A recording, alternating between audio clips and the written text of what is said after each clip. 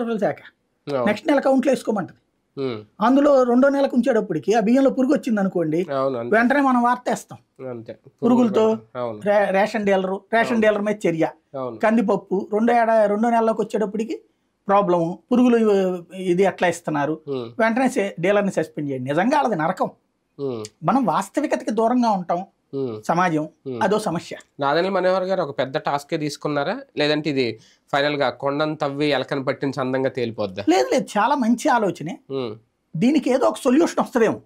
ఉమ్. నేను అనుకుంటుంది ఏంటంటే, పిల్లి మేళ్ళ ఎవరు గంట కట్టాలని ఇప్పటిదాకా ఉంది. ఇది ద్వారంపేడు మీద కోపం అన్నా అదే అవును. ఒక రకంగా మంచిదైంది. ఇప్పుడు ఇది చేస్తారు. ఇప్పుడు రేపు పొద్దున రేషన్ ఇవన్నీ దాచిపెట్టే గోడౌన్లో వాళ్ళ బతికేంటి, ఉమ్. ఈ బియ్యం ఎవరు కొంటారు, ఉమ్. కొనకపోతే ఏం చేస్తారు, ఉమ్. ఇవన్నీ కూడా తేలుతుంది. 2-3 నెలల్లో క్లారిటీ వస్తుంది. అవును. ఇప్పుడు దానివల్ల ఎక్స్పోర్ట్లు ఆగిపోయినాయి అనుకోండి, ఎక్స్పోర్ట్లు తగ్గిన ఆంధ్రప్రదేశ్. ఉమ్. అలాగే దానివల్ల రేపు పొద్దున జనాల దగ్గరికి సంబంధించి డబ్బులు రాలేదనుకోండి, తిరగబడ్డ జనం. ఉమ్. ఇట్లాంటివన్నీ రాకుండా ఉమ్. వాస్తవికంగా సొల్యూషన్ ఏం చూపెడతారు ఆయన. ఉమ్. ఉమ్. ఇది ఆయనకి తెలియదు కదా. ఇప్పుడు ఉమ్. 2 రోజులు పోయాక దీనికి సంబంధించిన పరిష్కారం తెలియాలి. ఉమ్. ఇది బాగుంది అనుకోండి, ఇక రేపటి నుంచి అందరూ జనం తింటం బిగించేశారు అనుకోండి, హ్యాపీనే కదా ఉమ్. అవును. రాష్ట్రంలో. ఉమ్. అప్పుడు ఈ బియ్యం పండించే రైతు పెరుగుతారు.